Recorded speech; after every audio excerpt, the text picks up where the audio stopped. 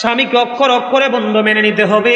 স্বামীর কথা ছাড়া এই বাড়ি থেকে ওই বাড়ি যাওয়া যাবে না, বোনের বাড়ি যাওয়া যাবে না, খালার বাড়ি যাওয়া যাবে না। বলে হুজুর ইসলাম কি এত কঠিন? না না, ইসলাম কঠিন না বন্ধু।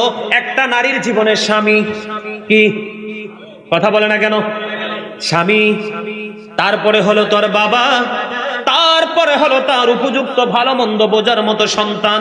এই তিনটা পুরুষ ছাড়া একটা নারী এক জায়গা থেকে স্থানান্তর হওয়া তার জন্য হারাম। কথা কি বুঝতে পারছেন? বলো হুজুর এই এরা নাই কি করব? বাবা থাকলে বাবার অনুমতি নেবেন, সিস্টেম অনুযায়ী যাবেন, কিন্তু হুট করে নিজের পাওয়ার খাটিয়ে যেতে পারবেন না। আজকের মহিলারা স্বামীরে মানেনি। এখন কিছু আধুনিক যুগের কিছু ডিজিটাল মোল্লা বেরিয়েছে, ওরে বাবারে বাবারা এত স্মার্ট কথা বলে, মনে হয় যে ইসলামটাকে তারা নতুন করে নবায়ন করেছে। এরকম আছে না নাই? আরো জোরে। অনেকে প্রশ্ন করে থাকে যে হুজুর আসলে কি স্বামীর পায়ের নিচে স্ত্রীর ব্যস্ত? আসলে কি স্বামীর পায়ের নিচে স্ত্রীর ব্যস্ত না, স্বামীর সন্তুষ্টিতেই স্ত্রীর সুখ, এটাকেই বলা হয়। তা বুঝে নিতে হবে তো। কথা কি বুঝতে পারছেন? এখন বলে হুজুর সব কথা কি, সব দায়িত্ব কি শুধু স্ত্রীর? সব দায়িত্ব শুধু স্ত্রীর? স্বামীর কি কোনো দায়িত্ব নাই? স্বামীর আরো বড় দায়িত্ব আছে, আছে না নাই? বউ একটা রেখে আরেকটা করে বিয়া, অনুমতি নাই। কথা কন না কেন? আইক্যাওয়ালা বাস যখন পুরুষের কাঁধে উঠবে তখন একটু টেনশনে পড়বেন, ঠিক কিনা বলেন? এতদিন একটু আর এতক্ষণ একটু আরাম লাগছে, কিন্তু আমি বলবো বর্তমানে স্বামীকে একবার ইয়াং ম্যান, কত সুন্দর তার ফিটনেস, বিউটিফুল শেপ যেটাকে ইংলিশে বলা হয়, এত সুন্দর সুঠাম দেহের যুবক যাকে দেখলে যেই কোনো আরেকটা নারী প্রেমে করতে পারে, কিন্তু তুমি তার বৈধ স্ত্রী হওয়ার পরেও তাকে ভালো লাগে না, তুমি নোংরামিতে মেতেছো। মনে রাখবেন বন্ধু, স্বামী যারা হয়েছেন এবং যারা আগামীতে হবেন তাদেরকে আমি একটা টেকনিক শিখিয়ে দেই, আমার নবীর হাদিস থেকে বন্ধু শিখেছি। যেখানে বেগানা নারী থাকবে এবং যেখানে বেগানা পুরুষ থাকবে, মাঝখানে তৃতীয় পক্ষ থাকে শয়তান। আমার নবী বলেছেন, আমার নবীকে যখন প্রশ্ন করা হলো দেবর সম্পর্কে, আমার নবী বলেছেন একটা মহিলা দেবরের সাথে দেখা করার চাইতে দেখা করার আগে তার জন্য মৃত্যুটা বন্ধু অনেক উত্তম। বন্ধুরে আমার, হাদিস আসার সময় দেখছি ছোট্ট একটা হাদিস শরীফ মনে করায় দেই। বন্ধুরে আমার, কোন পুরুষ যদি তার স্বামী বিদেশে আছে অথবা অন্য জেলায় আছে, স্ত্রী বাড়িতে আছে, কোন পুরুষ বিবাহিত, তার বউ বাচ্চা আছে, এরকম ঘটনা ঘটে কি ঘটে না? বউ বাচ্চা আছে, ওই দিকে বউ বাচ্চাকে বন্ধু ফেলে রেখে আরেকটা নারীর দিকে আসক্ত হয়েতে তার বাড়ির দিকে রওনা করে। আল্লাহর হাবিব বলেছে তার সাথে জিনা করতে হবে না, তার সাথে অনৈতিক মেলামেশা করতে হবে না। আল্লাহর নবী বলেছেন স্বামী বাড়িতে নাই, স্ত্রী শুধু বাড়িতে আছে, আরেক বাড়ির বেগানা পুরুষ যদি সে শুধু স্ত্রীর বিছানাটার মধ্যে বসে, আমার নবী বলেছে কাল কিয়ামতের দিন এই পুরুষের জন্য অত্যন্ত ভয়ঙ্কর অজগর সাপ বরাদ্দ করা থাকবে। এটার মাথার মুকুট থাকবে একবারে বিষাক্ত সাপ, বিষে ভরা। জোরে জোরে নাউজুবিল্লাহ। বন্ধুরে আমার, মদিনাতুল মুনাওয়ারার খবর দিব কিনা দিব, ছোট্ট করে নিবিন্নি। এক মা স্বপ্নে দেখলেন তার মেয়ের পরনে জাহান্নামে লোহার বেড়ি পড়ানো আছে, তার বডির মধ্যে ফেরেশতারা হাতুড়ি দিয়ে পেরেক বসাচ্ছে। স্বপ্নে দেখেছে আমার নবীর জামানায় ঘটনা, বিশ্বস্ত সূত্রে জানতে পেরেছি বন্ধু। বর্তমানে স্বামীর কথা অমান্য করে এই বাড়ি থেকে এই বাড়ি চলে যায়, স্বামীর পকেট থেকে টাকা চুরি করে আরেক বাড়িতে দিয়ে দেয়, স্বামীর পকেট থেকে চুরি করে, স্বামীর উপার্জিত অর্থ থেকে চুরি করে করে বন্ধু, বাংলারে আমরা বাঙালিরা বলি জোলা করে। আপনাদের এদিকে কি করে জানি না, মানে স্বামীর অগোচরে বন্ধ গাঠুরি বাঁধা। স্বামীর যখন প্রয়োজন হয় বাবার বাড়ি, খালার বাড়ি, বোনের বাড়ির নাম দিয়ে আবার এনে দেওয়া। আপনাদের এলাকায় আছে না নাই জানি না। এইরকম বন্ধ হাতুড়ির কথা যে বলছি, দুনিয়ার হাতুড়ির মতো না, হাদিস শরীফের মধ্যে এসেছে জাহান্নামীদেরকে মারার জন্য যেই হাতুড়িটা বরাদ্দ আছে, এই হাতুড়িটা যদি জমিনের মধ্যে রাখা হয়, পৃথিবীর সকল মানুষ এবং জিন সবাই যদি চেষ্টা করে এক সেকেন্ডের জন্য উপরে উঠাইতে পারবে না, এত ভয়ঙ্কর হাতুড়ি তাদের জন্য বরাদ্দ। জোরে বলেন না নাউজুবিল্লাহ। তখন মা স্বপ্নে দেখলেন মেয়ের এই করুণ অবস্থা। দেখার পরে দেখলেন এই তার কারণ কি প্রশ্ন করলেন। শুধু তার সাজার কারণ হলো তার স্বামীর অবাধ্য হওয়ার কারণে। কিসের কারণে? হাদিস শরীফের মধ্যে এসেছে আল মারওয়াতু ইযা সাল্লাত খামসাহা ওয়া সামাত শাহরাহা ওয়া আহসানাত ফারজাহা ওয়া তুআত বালাহা ফালতাদখুল মিন আইয়াবিল জান্নাতি শাআ। জোরে জোরে আল্লাহু আকবার। দেখেন মহিলাদের জান্নাত কত সোজা। যেই মহিলা 5 ওয়াক্ত নামাজ পড়বে, রমজান মাসে রোজা রাখবে, লজ্জাস্থানকে হেফাজত করবে। আমি কিন্তু এই জন্য হাদিস শরীফের একটা অংশ লজ্জাস্থানের কথা বলেছি। হযরত শাহুল ইবনে সাদ রাদিয়াল্লাহু তাআলা আনহু থেকে হাদিসে বর্ণিত, আমার নবী বলেছেন, যেই ব্যক্তি 2 সোয়ালের মধ্যখান এবং 2 রানের মধ্যখানের দায়িত্ব নিতে পারবে, আমি নবী তার জান্নাতের দায়িত্ব নিয়ে নিব। কথা বুঝেন নাই? 2 সোয়ালের মধ্যখান মানে মুখ, 2 রানের মধ্যখান মানে লজ্জাস্থান। মানুষই 2 জায়গা দ্বারা বেশি পাপ করে। লজ্জাস্থানটাকে কন্ট্রোল করতে পারবে রে।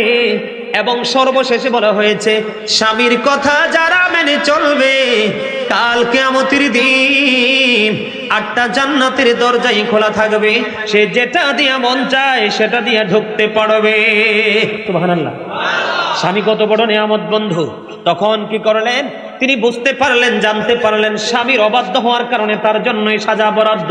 এবার দৌড়ে চলে গেলেন বন্ধু স্বামীর কাছে। বাবা গো, আমার মেয়েটার এই ভয়ঙ্কর পরিস্থিতি আমি দেখেছি, তুমি ক্ষমা করে দাও। স্বামী বলতেছে, না না, আমি তাকে কোনোদিনও ক্ষমা করব না, কারণ জীবনে আমার কলিজা জ্বালাইয়া ছাই করে ফেলেছে। এবার তিনি অনেক রিকোয়েস্টের পরেও তার স্বামী ক্ষমা করবে না। আমার নবীর কাছে গিয়ে বন্ধু পুরো ঘটনা খুলে বললেন। পরে স্বামীকে ডাকলেন। স্বামী বন্ধু চলে গেল। স্বামী চলে যাওয়ার পরে স্বামীকে যখন আমার নবী বললেন, সঙ্গে সঙ্গে ক্ষমা করে দিয়েছে। বন্ধুরে আমার, পরে রজনীতে দেখতে পাইলেন ওই মেয়ের কবরটা পুরো জান্নাত হয়ে গেছে। কারণ আমার নবী কিন্তু স্পষ্ট করে দিয়েছেন, আল কবরু রাওজাতুম মিন রিয়াদিল জান্নাতি ওয়া হুফরাতুম মিন হুফারিন নার। নবী বলেছেন কবরটা জান্নাতের একটা বাগান হবে, জাহান্নামের বন্ধ একটা গর্ত হবে। জোরে জোরে নাউজুবিল্লাহ। নেগেটিভ এন্ড পজিটিভ, ভালো এবং মন্দ, ঠিক কিনা বলেন? আর জোরে। বন্ধুরে আমার, আমি আপনাদেরকে বোঝার জন্য, মা বোনদেরকে বোঝার জন্য বলছি, মা গো, আমার কথায় কেউ বিরক্ত হইও না গো। পেরুল মধ্যপাড়া গাউসিয়া ফুরকানিয়া মাদ্রাসার এরিয়ায় আমার যত মা বোন আছেন সবাইকে ডেকে ডেকে বলবো, কোন স্ত্রী যদি মারা যায়, স্বামী যদি কষ্ট পাইয়া আমার আপন বন্ধু চলে গেল রে, আমার জীবন সঙ্গী চলে গেল, আমি তাকে লাল বেনারসি পড়াইয়া আমার ঘরে বউ করে নিয়ে আসলাম, তার সাথে দীর্ঘ জীবন আমি মাইনাস করে দিলাম, আজকে সে আমার আগেই বন্ধু সাদা মার্কিন কাপড় পরে কবরে চলে গেল। ও বন্ধু, স্বামী যদি এই কথাগুলো মনে করে, আমার নবী বলেছেন একটা ফোঁটা চোখের পানি ফালাই রে, ওই স্ত্রীর কবর হয়ে যাবে জান্নাত। আমার জীবনে কত মানুষের জান লাশ বন্ধু দাফন করেছে। আমার একজন চাচা আছে, আমার বাড়ির উত্তর পাশে, আমাদের পুকুরের উত্তর পাশে, নাম হলো সিরাজুল ইসলাম। আমার জীবনে ছোট থাকতে বড় পর্যন্ত আমার চাচি এমন একজন আমার চাচার ভক্ত ছিল, মানে প্রত্যেক সোমবারে রোজা রাখতো। আমার চাচা যেদিন বলেছে তুমি প্রতি সোমবারে রোজা রাখবা, সেদিন থেকে আমার চাচি কোনোদিন রোজা ভাঙে নাই। আমার চাচার অর্ডার ছিল তুমি সুযোগ পাইলে একটু কোরআন তেলাওয়াত করবা, তার কোরআন তেলাওয়াত বন্ধ নাই। বন্ধু, আমার চাচার কথা মতো আমার চাচি চলতো। আমার মা বোনদেরকে এক্সাম্পল দিচ্ছি বোঝার জন্য, আমার চোখের দেখা রে। এবার কি করলো, ঠিক 12 বছর যখন পূর্ণ হলো সোমবারে রোজা, এই রোজা রাখা অবস্থায় সোমবারে আমার চাচিটা মারা যায়। ইন্না লিল্লাহি ওয়া ইন্না ইলাইহি রাজিউন। আমার চাচি মারা যাওয়ার পরে যখন আমরা সবাই মিলে কবরে রাখলাম বন্ধু, আমার মনে হয় না পৃথিবীর ইতিহাসে কোনো স্বামী স্ত্রীর জন্য এভাবে কাঁদে। তখন আমার ওই আমার নবীর হাদিসগুলো মনে হয়েছে, আমার কাছে মনে হয় তার তাদের প্রশ্নের জবাবটা ইজি হয়ে গেছে। আমার অন্তর বলে তার কবরটাও জান্নাতের একটা অংশ হয়ে গেছে। জোরে বলেন না সুবহানাল্লাহ, আরো জোরে বলেন সুবহানাল্লাহ। স্বামী একটা নারীর জন্য বন্ধু কতটা গুরুত্বপূর্ণ হাদিস শরীফের মধ্যে এসেছে। আমার নবী বলেছেন, আমি কিন্তু এই ওয়াজ করার জন্য আইছি না দাদা, আমি প্ল্যান করছি অন্য ওয়াজ করবো। আসার পরে আমারে বললো, হুজুর এই ওয়াজটা একটু করেন, আপনার এই ওয়াজটা খুব সুন্দর, এটা করতেছি, বিরক্ত হননি? না, দরকার আছে। বন্ধুরে আমার, আমি আপনাদেরকে বলি, মানুষের জীবনের সবচেয়ে রিক্সের রান্না কোনটা জানেননি? কোন রান্নাটা সবচেয়ে রাঁধতে গেলে রিক্স? দুধ। কথাটা কইতে পারলেন না? আমার পিচ্চিটা উত্তর দিল, ঠিক কিনা বলেন? দুধ না? চুলায় দিলে একটু যদি হার্ড ভাবে যদি আগুনটা জ্বলে, দুধটা উতরে পুরোটা পড়ে যায়, অত্যন্ত হার্ড। কিন্তু আমি আমার মায়ের সাথে দুধ জাল দিছি, আমি দেখছি। বন্ধু, পরে হাদিস শরীফের দিকে নজর দিয়ে দেখলাম, তোমার চুলায় যদি দুধের মতো একটা রিক্সের রান্নাও যদি বসানো থাকে, তারপরেও যদি তোমার স্বামী ডাক দেয়, তুমি দুধ রান্না ছেড়ে স্বামীর কাছে চলে আসো। স্বামী একটা স্ত্রীর জন্য এত বড় নিয়ামত।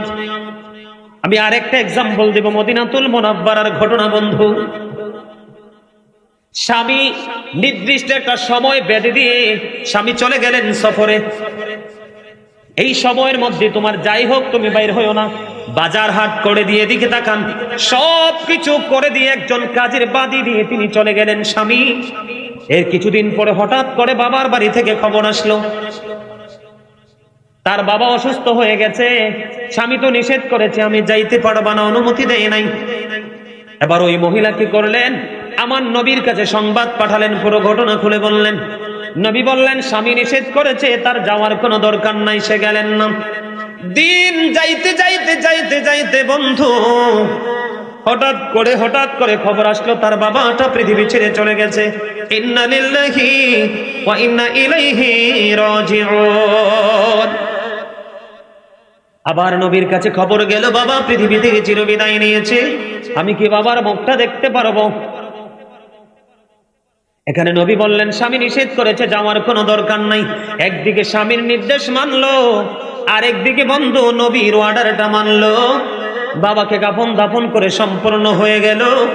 আমার নবী রজনীতে স্বপ্নে দেখে বন্ধু, শুধু ওই মেয়েটার স্বামীর কথা মানার কারণে এবং আমার নবীর নির্দেশকে তার বাস্তব জীবনে বাস্তবায়ন করার কারণে আল্লাহর হাবিব স্বপ্নে দেখেছে মহিলার বাবা জান্নাতি। আর জোরে বলেন না সুবহানাল্লাহ, আর জোরে বলেন না সুবহানাল্লাহ। বন্ধুরে আমার, স্বামীকে অক্ষরে বন্ধু মেনে নিতে হবে। স্বামীর কথা ছাড়া এই বাড়ি থেকে ওই বাড়ি যাওয়া যাবে না, বোনের বাড়ি যাওয়া যাবে না, খালার বাড়ি যাওয়া যাবে না। বলে হুজুর ইসলাম কি এত কঠিন? না না, ইসলাম কঠিন না বন্ধু। একটা নারীর জীবনে স্বামী কি কথা বলে না কেন? স্বামী, তারপরে হলো তোর বাবা, তারপরে হলো তার উপযুক্ত ভালো মন্দ বোঝার মতো সন্তান। এই তিনটা পুরুষ ছাড়া একটা নারী এক জায়গা থেকে স্থানান্তর হওয়া তার জন্য হারাম। কথা কি বুঝতে পারছেন? বলে হুজুর এই এরা নাই, কি করব? বাবা থাকলে বাবার অনুমতি নেবেন, সিস্টেম অনুযায়ী যাবেন, কিন্তু হুট করে নিজের পাওয়ার খাটিয়ে যেতে পারবেন না। আজকের মহিলারা স্বামীরে মানেনি। এখন কিছু আধুনিক যুগের কিছু ডিজিটাল মোল্লা বাইরেছে, ওরে বাবারে বাবারা এত স্মার্ট কথা বলে, মনে হয় যে ইসলামটাকে তারা নতুন করে নবায়ন করেছে। এরকম আছে না নাই? আরো জোরে। অনেকে প্রশ্ন করে থাকে যে হুজুর আসলে কি স্বামীর পায়ের নিচে স্ত্রীর ব্যস্ত? আসলে কি স্বামীর পায়ের নিচে স্ত্রীর ব্যস্ত না, স্বামীর সন্তুষ্টিতেই স্ত্রীর সুখ। এটা কি বলা হয়? বুঝে নিতে হবে তো। কথা কি বুঝতে পারছেন? এখন বলে হুজুর সব কথা কি, সব দায়িত্ব কি শুধু স্ত্রীর? সব দায়িত্ব শুধু স্ত্রীর? স্বামীর কি কোনো দায়িত্ব নাই? স্বামীর আরো বড় দায়িত্ব আছে, আছে না নাই? বউ একটা রেখে আরেকটা করে বিয়া, অনুমতি নাই। কথা কন না কেন? আইক্যাওয়ালা বাস যখন পুরুষের কাঁধে উঠবে তখন একটু টেনশনে পড়বেন, ঠিক কিনা বলেন? এতদিন একটু আর এতক্ষণ একটু আরাম লাগছে, কিন্তু কারণ একতরফা বউয়ের কাঁধে গেছে সব, ঠিক না বেঠি? আপনি স্বামী হয়েছেন, স্বামীরও কিন্তু দায়িত্ব আছে। আপনি বিয়ে 4টা করেন, কয়টা? কথা কয় না কেন?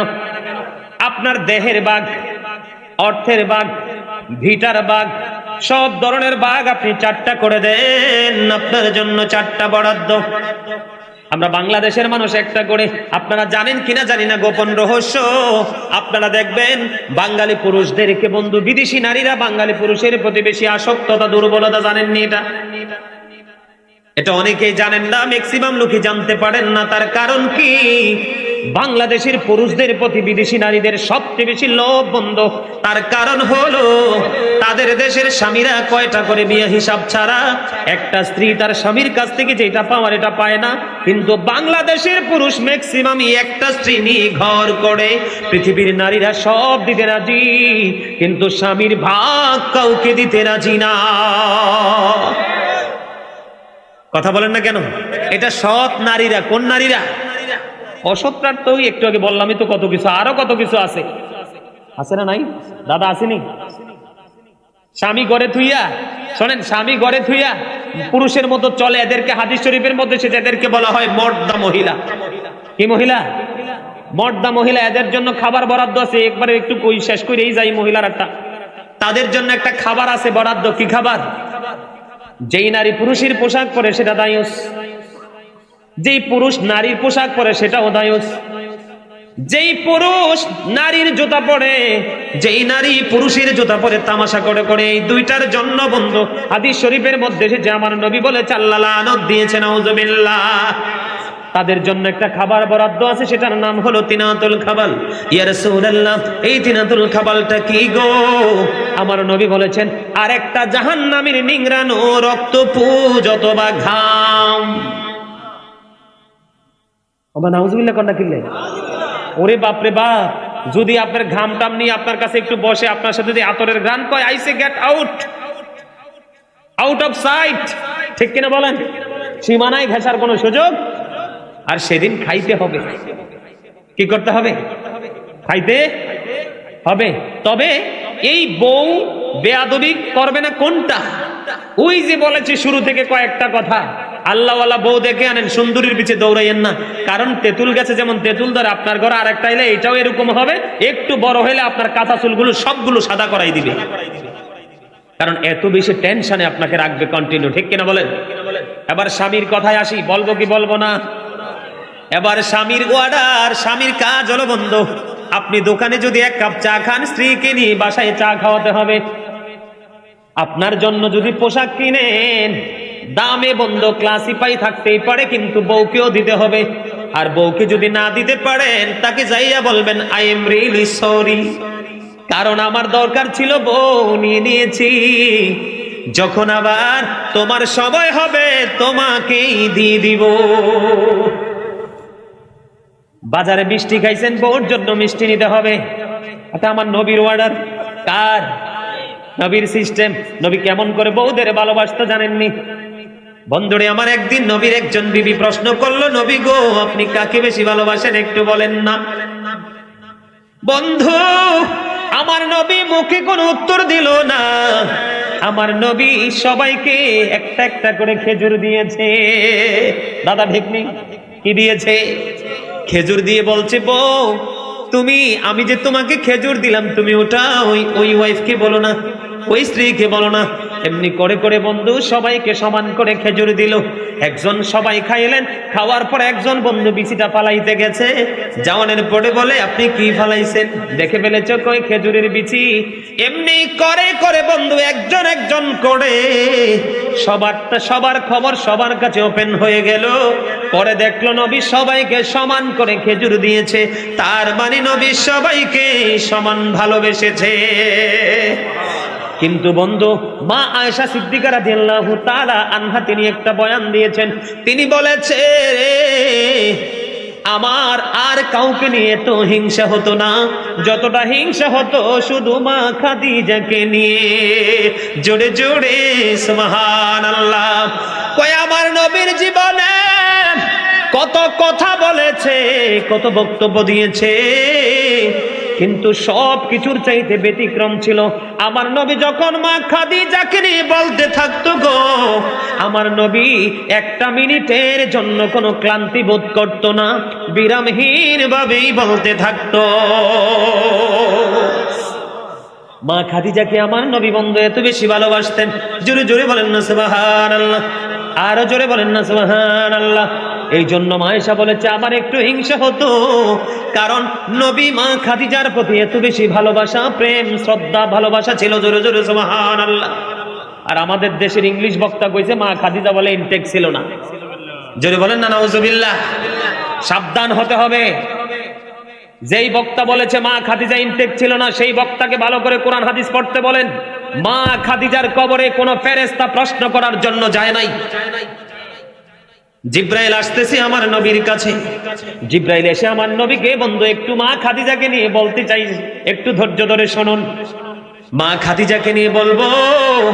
জিব্রাইল আলাইহিস সালাম আমার নবীর কাছে এসে সালাম দিলেন, ইয়া রাসূলুল্লাহ, নবী গো, আল্লাহ রাব্বুল আলামিন খাদিজাকে সালাম দিয়েছে, আল্লাহর পক্ষ থেকে আপনি খাদিজাকে সালাম পৌঁছে দিবেন, এবং আমি জিব্রাইলের পক্ষ থেকেও খাদিজাকে সালাম পৌঁছে দিবেন। জোরে বলেন না সুবহানাল্লাহ, আর জোরে বলেন সুবহানাল্লাহ। নবীর প্রেম কিরকম, আর আমাদের দেশের স্বামীদের প্রেম কিরকম। মেজো বউ বিয়ে করার পরে বড়টার কোনো খবরই নাই, বাচ্চা কাচ্চা তো আরো অবহেলা, ঠিক কিনা বলেন? আমি আপনাদেরকে বলি হাদিস শরীফের মধ্যে এসেছে যার একাধিক স্ত্রী রয়েছে বন্ধু, একটা দুইটা তিনটা চারটা, আপনি চাইলে সব ভাগ দিবেন সমান সমান।